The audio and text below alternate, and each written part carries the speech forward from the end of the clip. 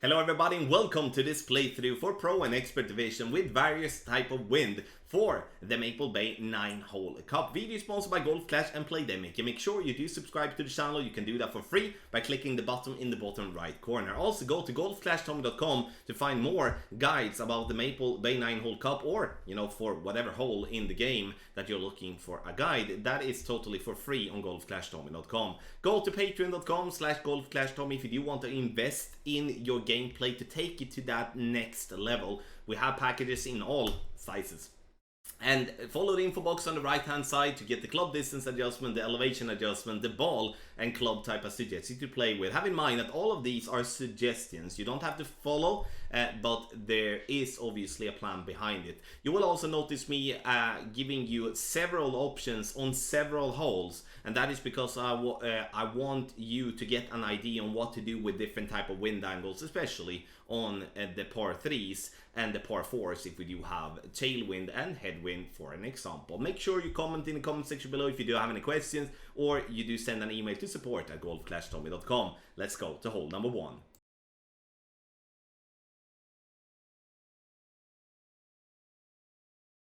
So, I will give you 3 options here, and it's all going to be wind based here. So when we do have headwind, I'm going to play on the left hand side, and I will be using the driver that gives me the most power possible, and in my case it's the Apocalypse level 6. Here I'm using 2 bars of side spin to the right and 6 bars of topspin. The reason I'm using 6 bars of topspin is due to the fact that I want to adapt to drivers that is even in a lower level, so you don't have to steer yourself blind with the fact that I play with an Apocalypse level 6. Adjustment, maximum distance plus 10. Then we use curl, that is right side of the ball, just outside the wall on the right. Bounces nicely on the fairway, and we are looking to get up to approximately 350 yards. Second shot is going to be played either with the Grizzly or with the B52. If you have the B52 level 7 plus, you play with that one above the Grizzly, otherwise you go Grizzly. Here in headwind we need to play with a ball guideline that looks like it's going to come in massively hot. If we don't do this, the ball will fall short. So 1.5 bar topspin, I aim left side of the cup, and from here we will be playing medium distance with a 20% over adjustment with our Grizzly.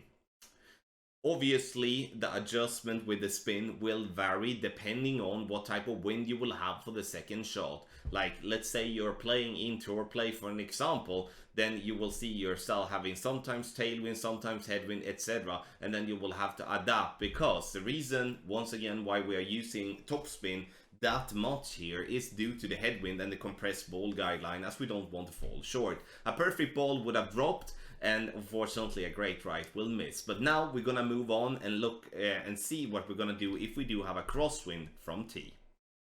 So playing from right side now when we do have a crosswind angle, and I play a bit of an aggressive drive. Once again, you don't have to play with Apocalypse level 6, and therefore I'm using 6 bars of topspin instead of using the maximum that can be had on Apocalypse level 6 here. 1 bar of side spin to the left. I have the right side of the yellow ring by the rough line. I will push my rings here due to the fact that the trees would otherwise will be in my face, and that's going to complicate things. Maximum distance plus 10, and we will not be using any curl. And now it is important that we do try to hit perfect. You can as well try to push the drive hard, going with a lot of overpower, bouncing over the left side bunker directly. But I do feel that if we can play a drive with no overpower, the amount of times we will hit perfect will increase, and therefore we can rely off yardage notes in a better way. Now, second shot, I will use a fixed position here and only adapt spin. So I will be applying the bottom of the blue ring by the rough, and then I will be in the end apply a side spin, which is going to be 2 bars of side spin and top spin to pin. And here it is very important that you do have a short iron that does have the top spin, the ball guideline with at least 4.0, so you can see the ball guideline. So Hornet level 8 plus, Thorn level 8 plus, we do have the Falcon level 7 plus as well. and those are the short irons to be used here. If you do not have a short iron with that decent ball guideline, you should consider going left side approach as shown as a first example, so you can utilize the ball guideline and then if so on your long iron instead. So very close. Obviously we're going to have to tweak a little bit and add a little bit more to our adjustment, but I do believe that this is the shot to play if we are not forced by headwind to go on the left. But there is one other wind that we're going to take a look at here on hole number 1, and that is tailwind. And what should we do if we do have more or less a straight tailwind? In straight tailwind, we will be going for green. Have in mind that this is a 240 yard power driver that I'm having in the Apocalypse level 6. And the thing that I will do here is to use 2 bars of side spin to the left. I will also be applying backspin. And I'm using in the end 2 bars of backspin with an 11.7 miles per hour. You can see that I stretch out to absolute max, looking to have the left side of the red ring by the bunker. More importantly, we're trying to have the tip of the ball guideline to show that we are going towards the pin. I know that could be tough, but that is what we're looking for. Maximum distance plus 10, and then we will push up to max. And as you could notice, I did not push up to max with the wind arrow straight. We push up to max with the ball guideline straight up instead. Max overpower, no curl, and you can see that we bounce very nicely over and sit on fringe. We have room to move more to the right, so we can consider to move a little bit more to the right. Sorry, to the left obviously. We can consider to move a little bit more to the left to give ourselves more room, especially now, because a great right here would definitely be in the rough all the time. So the driver, which driver should you use? The one with the most power is the one to use, regardless if it is an Apocalypse or an Extra Mile or a Thor's Hammer. You choose the one with the most power, and then you apply 2 bars of backspin for 11.7 miles per hour. And if you have more wind, you obviously apply more backspin. If you have less wind, you're gonna have to reduce backspin instead if you're trying to go for green. And if with a straight tailwind the wind is too good to not go for green, very good opportunity.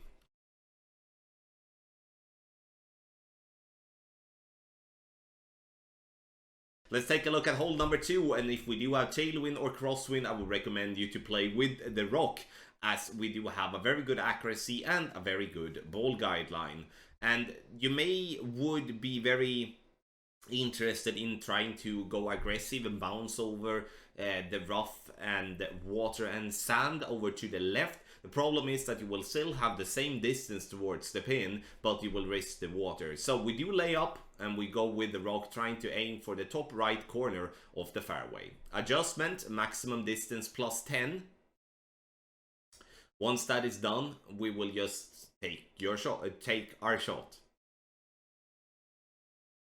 Perfect ball, and we'll see the ball traveling away, trying to have the first bounce obviously on the fairway, and then roll up to the top here of the fairway. The thing that I would consider to do is, if we do have a strong wind, meaning 10 miles per hour plus, I would recommend to add 20% in elevation instead of 10. This to counteract the wind push that you will be getting from when the ball hits the ground. Second shot, we're gonna go for a double rough bump. This is a difficult shot, I must say. And here I'm trying to have the second bounce approximately halfway into the rough with the ball guideline a bit short of pin, because the thing that I was feeling here is the fact that the ball will get a wind push from the tailwind, and therefore it will bounce into the rough higher up and have the speed towards the pin. I was a bit wrong analyzing that, so we do need to make sure that we do have the ball guideline to be just to the hole, not through the hole, just to the hole. Adjustment here is going to be true distance with a 10% over adjustment. So if you are in max distance, you play max distance. If you are somewhere in between, then you play somewhere in between, depending on how you judge the club distance from there. You can play with a Cataclysm as well, especially if you have a lower level club like Sniper level 6, 7, 8, then a Cataclysm would be more sufficient, as it does have the power needed, so we don't have to go and use overpower.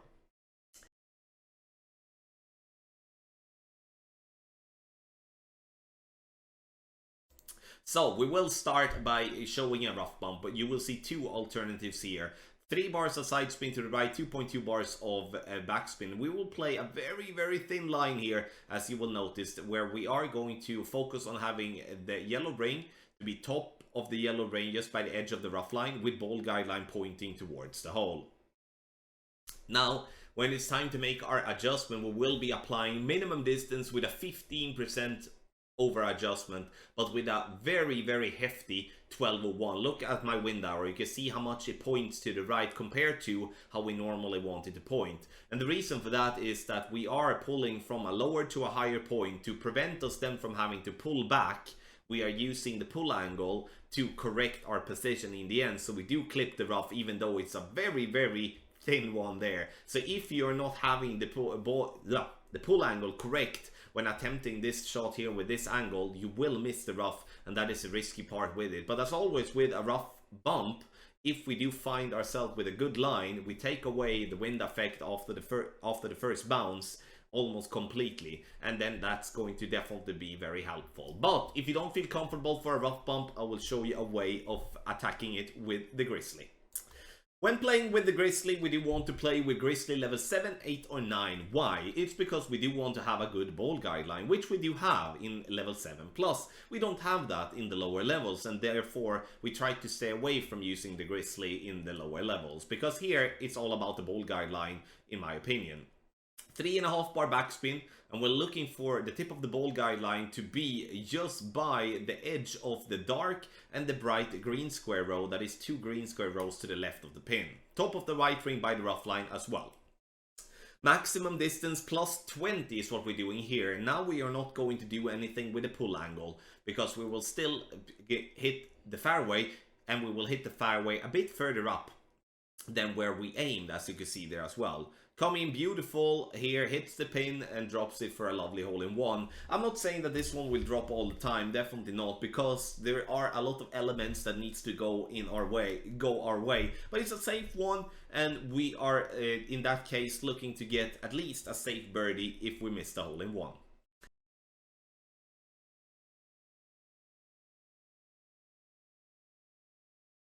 So let's take a look at hole number 4 in headwind, and I will give you 6 bars of topspin, 3 bars of side spin to the left, looking for the white ring to be approximately 1/3 into the rough with Apocalypse level 5 plus. If you play with Apocalypse level 4 plus, I would try to do the same. And if you do play with any other driver, you do have a different accuracy, and therefore you will have to focus solely on the ball guideline.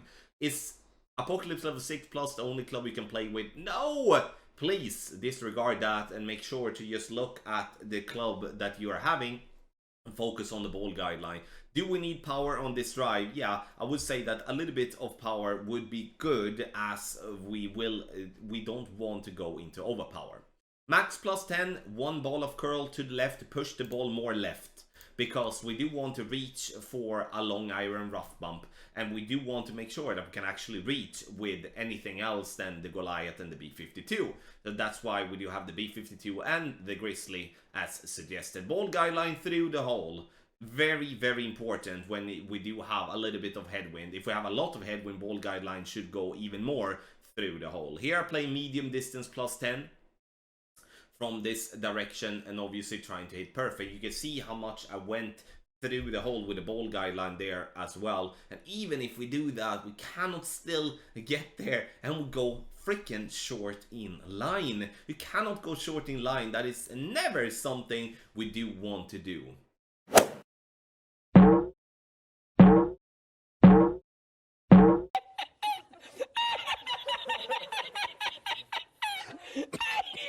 Short in line.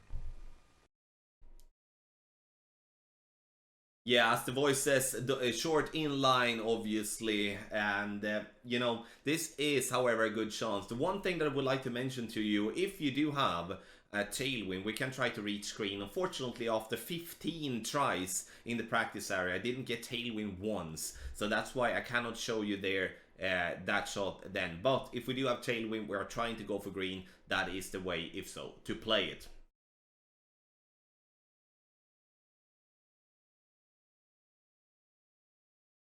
So let's take a look at the driving. You will see two different versions of play here, and when we do have headwind, we cannot reach over to the second fairway on the left. So I will start at +1 with blue ring by the rough line, playing with a 240-yard driver. 6 bars of topspin, max side spin to the left, and then last but not least, we will apply maximum curl. Maximum distance +10 as already explained as well. Ball bounces nicely on the fairway, and we will carry away as far down the fairway possible here as well. If we do have a headwind, and we know that we will have some sort of a headwind or just direct crosswind for the second shot, we will and want to be having the cataclysm for the second shot to reach for the rough bump. The rough bump is superior any other type of route from this from the place we are now to try to get this ball to drop. You can either use a shot with topspin to roll up the hill, but I do feel that that is too complicated, a little bit too much. So I will be having 2 bars of side spin to the left and then some backspin and ball guideline to go towards the hole. Now apply maximum distance +10 is the plan. Now, and also as you notice, I do go a little bit into overpower here, and therefore I will add a little bit of overpower as well. Perfect ball, and we'll see the ball bounce nicely into the rough.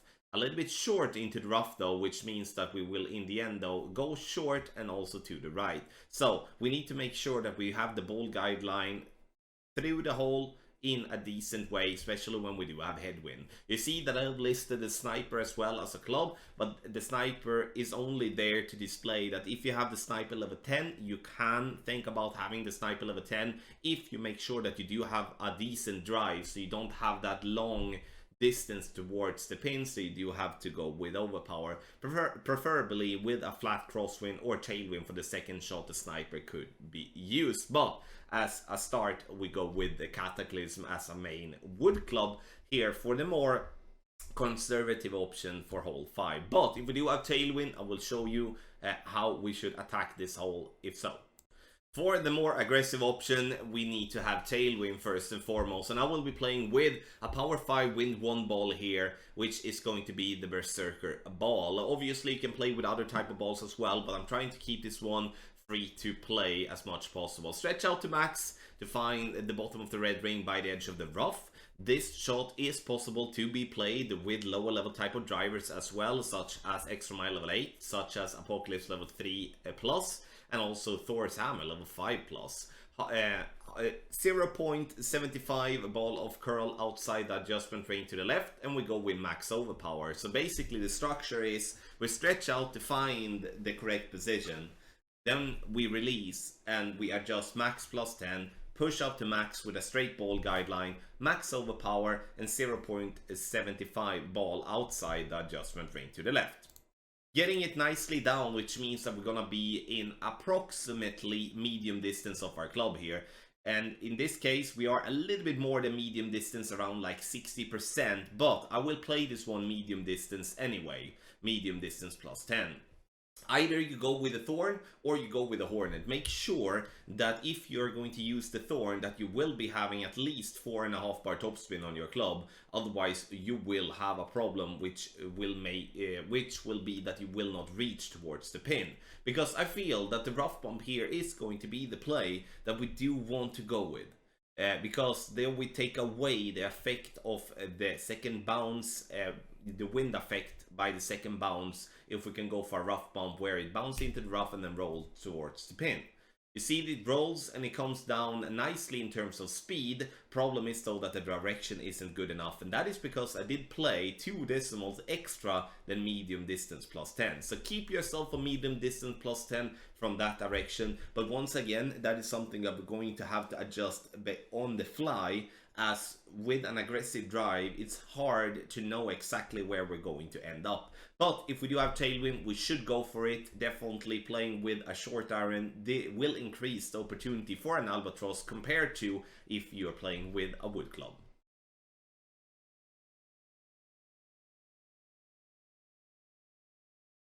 Oh, let's take a look at hole number 6, and we do have a crosswind coming right to left. 1 bar side spin to the right. and 2.2 bars of backspin. Here I would like us to have a wind that is somewhere between 7 and 9 miles per hour.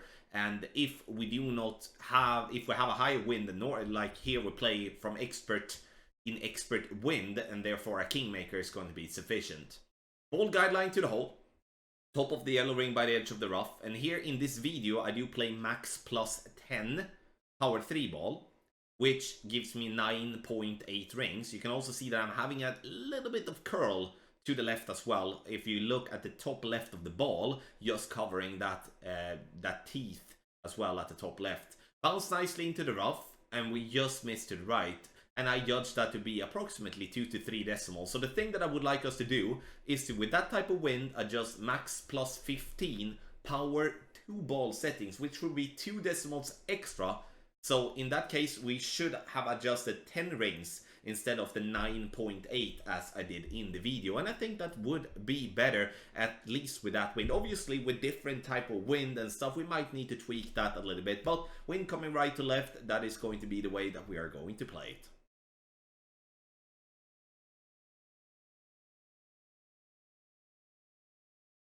So let's take a look at hole number 7, and here we do have some headwind, and we will be applying the club that has the most power, using then 6 bars of topspin, 3 bars of side spin to the left. Can you play with anything else than Apocalypse level 5+? Yes, you can play with lower level Apoc, extra miles, Thor's hammer, but for the display here in the video I'm using Apocalypse level 6.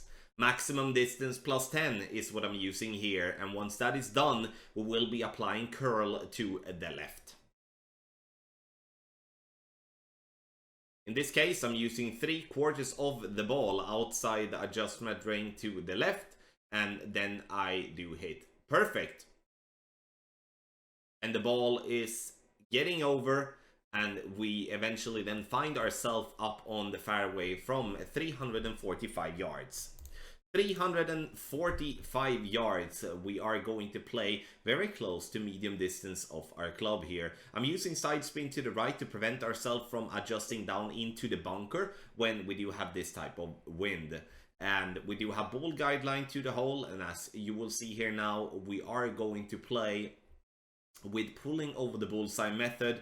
I'm adjusting 3.6 rings for 9.1 miles per hour. And then the last thing we're gonna have to do is to hit perfect. Bounces nicely on the fairway, and we get this one to be a little bit right of pin, but completely into the hole, and a nice eagle here on hole number 4. And we will look into what we can do here for hole number 7, not hole number 4 that I just said, but we're gonna look into right now what we can do in tailwind here on hole 7.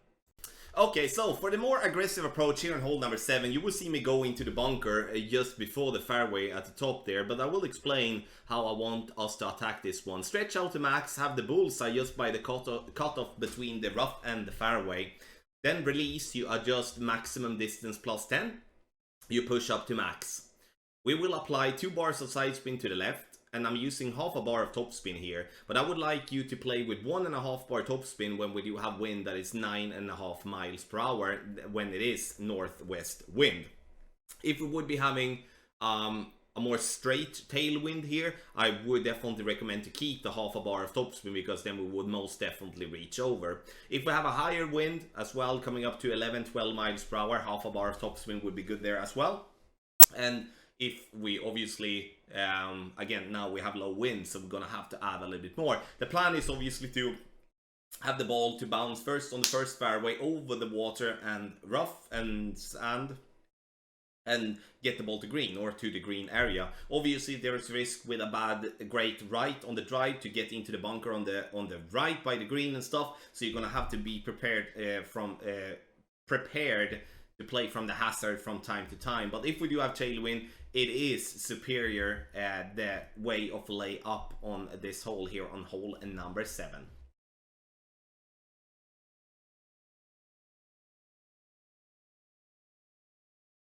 So before we take a look at the video, you will see 3 different videos: one for tailwind, one for headwind, one for crosswind. Okay, So 3 different videos, and all of them will have the same type of base structure. That is, that we will start with a berserker ball. That is to find the minimum distance line with our sniper with the red ring by the bunker line here in Tailwind, and then we will apply spin.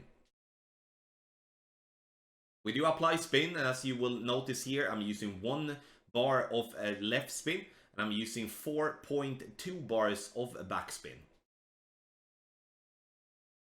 And I'm adding a little bit of left spin there in the end to get 1.2, and you're gonna notice that that's not gonna be good. Here we then change to a kingmaker, and we adjust 1 to 1, meaning we adjust medium distance plus 10, which equals 8.6 rings for 8.6 miles per hour. Perfect ball. And we see the ball bounce nicely on the fairway, and we get the ball with perfect speed towards the pin, but that 1.2 side spin, guys and gals, was not needed. So we do need just 1 bar of side spin with that type of wind, and I do believe starting in minimum distance is definitely going to be very helpful. And then we're going to take a look at what we are going to do in headwind and in crosswind. So we will start with the same structure once again. Minimum distance club, red ring by the rough line. Now we do have more headwind than we do have crosswind. I'm applying, in this case, a 2.5 bar backspin, and I'm using 1.5 bar side spin to the left. Once that is done, we change to a kingmaker, and we shall adjust maximum distance plus 40. Maximum distance plus 40 here is an over adjustment, but we are keeping that to just use a different spin in the end. Adjust is done. Time to add a little bit of overpower. Look at the bottom of the ball. It's just covering the teeth at the bottom. Why is that? It's because I do not want to push up a ring. So therefore I'm using the overpower to compensate for the loss of distance we would otherwise get when dropping down into the sand. We like to zoom in, but we are just burning the left edge again. So we only need 1.2 bars of side spin here instead of 1.5, and then we will definitely get that ball to drop, or at least get closer on a very tough par 3. But let's move on and look at crosswind, what we shall do. We start with a berserker ball once again, find minimum distance, but look at the rings now. Now I'm using half of the transparent ring to fall down into the bunker. 2 bars of side spin to the left, 3 bars of backspin, and then we change to a kingmaker. We play again maximum distance plus 40, and the reason I do choose a different position this time now is to keep the same type of adjustment as max plus 40, because once again, max plus 40 is an over adjustment, and I want to keep that the same, and therefore just switch the position that we're having. No overpower obviously here. We're going to try to hit perfect, and look here now where the first bounce is compared to where we aim. It's way more left, you see? Bounce, bounce, and then the side spin kicks in, and we get that ball to roll down into the hole. I've been hitting great left with this adjustment, and I can tell you, great left has been safe as well, even though it looked scary close to the bunker there. But this is a very interesting approach as well in crosswind, and I want to give you the 3 different type of wind angles here to give you a way of playing this hole consistently from the second tee by using a power 5 ball to start in minimum distance, and then just basically apply a different adjustment or a different spin to get the ball to be either close or in the hole.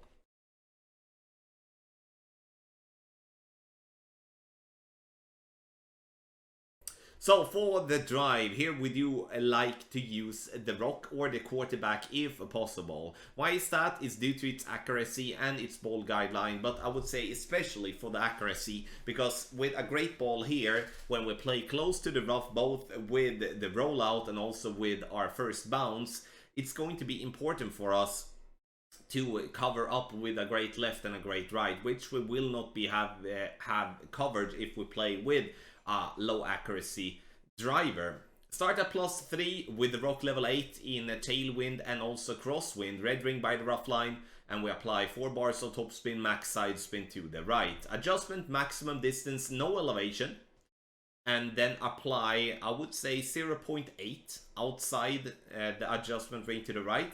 A great left, but here you can see even with a great left, we will, with its good accuracy, not rolling to the rough on the left, which we would have done if we would be having a worse accuracy than what we do have with the rock. 351 is the yardage.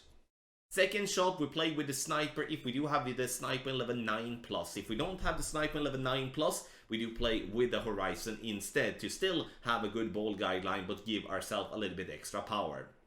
Very important that when you adjust for this shot that you leave the ball guideline short of pin, because that is the most difficult part with this wood shot, that you are going to struggle with having the correct speed towards the pin sometimes. That goes in headwind, that goes in tailwind. Crosswind is obviously the absolute best, as then we can actually aim for pin. But in tailwind, leave the ball guideline approximately 3 green squares short of pin. If we do play in headwind, we need to let the ball guideline go through the hole approximately 1 to 2 green squares. Bounce nicely, and you can see the roll comes in. We come in a perfect speed right at pin for a beautiful albatross here on hole number 9. I'm not gonna say that this is gonna drop all the time, but it's definitely a good opportunity. Thank you so much everybody for watching this playthrough for Pro and Expert Division with various type of wind here for the Maple Bay 9-hole cup in Golf Clash the Game. Video sponsored by Golf Clash and Playdemic, and make sure to get one of our tour guides, guide packages, or our tournament guide packages on patreon.com/golfclashtommy, link directly in the description down below. Thank you once again for watching, and good luck in your Golf Clash game.